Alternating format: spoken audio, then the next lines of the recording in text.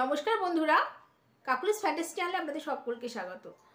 আজকে আপনাদের সঙ্গে আমার জীবনের কিছু কথা শেয়ার করব, কিছু কথা না কিছু ঘটনা। তো প্রত্যেকের জীবনে কিছু না কিছু ঘটনা, কিছু না কিছু কথা থাকে। তো আমার জীবনেও সেরকম আছে। আজকে আমি দুটো বাচ্চার মা, সত্যিই খুব আনন্দের ব্যাপার। আর আমার যমজ দুটো মেয়ে আছে, আপনারা সবাই জানেন। তো এই মেয়েগুলো হওয়ার আগের যে ঘটনাগুলো, সেগুলোই আপনাদের আমি আজকে বলবো। পুরো ঘটনাটা বলতে পারবো না, তবে কয়েকটা কথা আপনাদের বলছি। জানেন তো, আত্মীয় থাকা ভালো। আবার আমি তো মনে করি যে যেসব আত্মীয়রা আপনার ক্ষতি চায়, সেসব আত্মীয়রা না থাকাই ভালো। আমার জীবনেও সেরকমই হয়েছিল। আজকে আমার যে দুটো মেয়ে, এরা হওয়ার আগে আমার একটা ইস্যু এসেছিল, মানে একটা বাচ্চা হওয়ার ব্যাপার ছিল। তো সে এসেও ছিল আমার গর্ভে, কিন্তু সে পৃথিবীর আলো দেখতে পায়নি। তার আগেই সেটা মিসক্যারেজ হয়ে যায়। মিসক্যারেজ বলবো না ঠিক, আমার পেটের ভেতরে সে হার্ট অ্যাটাক করে মারা যায়। আর সব থেকে মানে কষ্টের ব্যাপার কোথায় জানেন তো, সেই সময়টা আমার আত্মীয়রা, মানে আত্মীয় বলতে আমার মায়ের দিক থেকে ধরতে গেলে আমার মাসিরা সে সময় আমাকে খুব কষ্ট দিয়েছে, ভীষণ কষ্ট দিয়েছে। সেই কষ্টগুলোই আজকে আপনাদের সঙ্গে শেয়ার করব। আমার এর আগে রাই হওয়ার আগে, করোনার ঠিক আগের কথাই বলছি, করোনা হওয়ার কদিন আগে।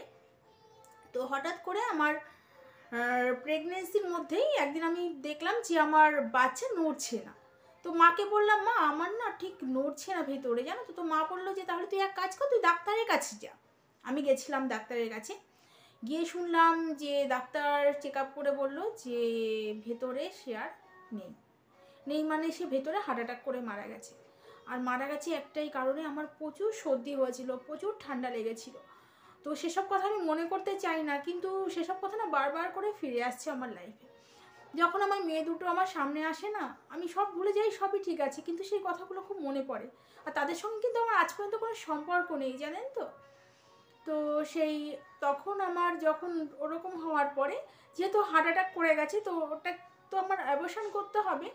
তো আমি নার্সিংহোমে যাচ্ছি, আর সেই মুহূর্তে আমার মায়ের ছোট বোন, মানে আমার ছোট মাসি হয়, জানি না তাকে মাসি বলা যাবে কি না, সে আমার বাপের বাড়িতে গিয়ে আমার মার দাদাকে বলছে, এত সমস্যা যখন তখন এইভাবে নেওয়ার কি দরকার, ওকে বল না দত্তক বাচ্চা নিতে।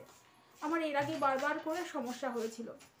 আমি সেদিনকে সুজন আর সাথীদির যে ব্লগটা, সেটা দেখে আমার খুব কান্না পাচ্ছিল। যে সাথীদি বলছিল যে আমাকে কেউ আশীর্বাদ করবেন না, আমি মা হতে পারবো না। কিন্তু সাথীদি, যদি আপনি সত্যি আমার ব্লগটা দেখে থাকেন, আপনি জানেন না যে আমার কত কষ্টের মধ্যে থেকে সময় গেছে। আপনি ভগবানের ওপর বিশ্বাস রাখুন, একদিন না একদিন ঠিক মুখ তুলে তাকাবেন। আপনি যদি কারোর ক্ষতি না করে থাকেন, ওপরে যে আছে সে ঠিক আপনার উপকার করবেই করবে। আমাকে জানেন কত লোক কত কথা বলেছে, আমি তো কখনো ভাবিনি যে দুটো বাচ্চাকে এইভাবে আমি জন্ম দিতে পারবো। সব থেকে খারাপ লেগে কোথায় জানেন তো, আজকে আমার শাশুড়ি নেই। লোকে যে যা পারতো উল্টো পাল্টা বলতো, ঘর থেকে বেরালে আগেই জিজ্ঞাসা করতো, কিরে তোর বাচ্চার কি খবর। কিন্তু বারবার করে আসার আলো এসে এরকমভাবে নেমে যাওয়া, হয়তো আপনিও জানেন না যে কি কষ্ট আমি পেয়েছি। কিন্তু আপনি একদম ভেঙে পড়বেন না, আপনার ব্লগ আমি প্রত্যেকটাই দেখি।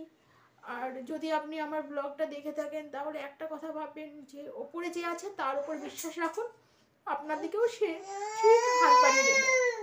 আর আমার সামনে আওয়াজ শুনতে পাচ্ছেন আমার বেবি, আমি দেখাচ্ছি, ওরা এসছে। এই দেখুন আমার রাহিকে দেখতে পাচ্ছেন। ও এখন মায়ের সঙ্গে খেলা করবে, দুটো হাঁস নিয়ে এসছে। মাম্মাম, একটু হাসি হাসি করো, একটু হাসি হাসি করো। আর রাই তো সামনের ঘরে খেলছে। রাই কি করছে? রাই টাটা করে দাও। রাই কত খেলনা নিয়ে খেলছে, কত খেলনা নিয়ে। তুমি সামনে খেলছো, এগুলো এত খেলনা নিয়ে তুমি খেলছো, আচ্ছা ভালো লাগে। টাটা করে দাও সবাইকে, সবাইকে একটু টাটা করে দাও, টাটা করে টাটা। হাই। বিয়ের 8 বছর কেটে গেছে, কোনো ইস্যু মানে ধরে রাখতে পারছি না, আসছে চলে যাচ্ছে। খারাপও লাগে, সবাই বলছে, আর তার মধ্যে এরকম কথা যে দত্তক নিয়ে নে। সেই সময়টা না সত্যি আমি পুরো পাগলের মতন হয়ে গেছিলাম, জানেন তো। আমার মনে হতো আমি সুইসাইড করে ফেলি, আমার মনে হতো আমি চলে যাই। কিন্তু এরকম হয়েছে, একদিন না শিয়ালদা স্টেশনে একা একা চলে গেছি, কিচ্ছু নেই, শুধু সঙ্গে ফোনটা, বাড়ির জামা কাপড় পরে চলে গেছি। আমার হাজব্যান্ড আমাকে ফোন করে বলছে, তুমি কোথায়?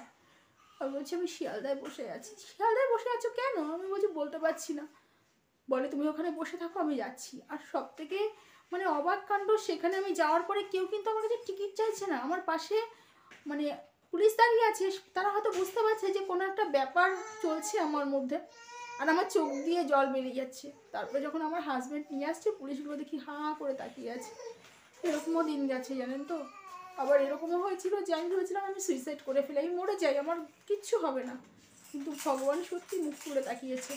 আজ তাহলে এই পর্যন্তই রাখছি, এরপরে নিয়ে আসছি নতুন কোনো ব্লগ। নমস্কার, আপনারা আমার পাশে থাকুন, সঙ্গে থাকুন।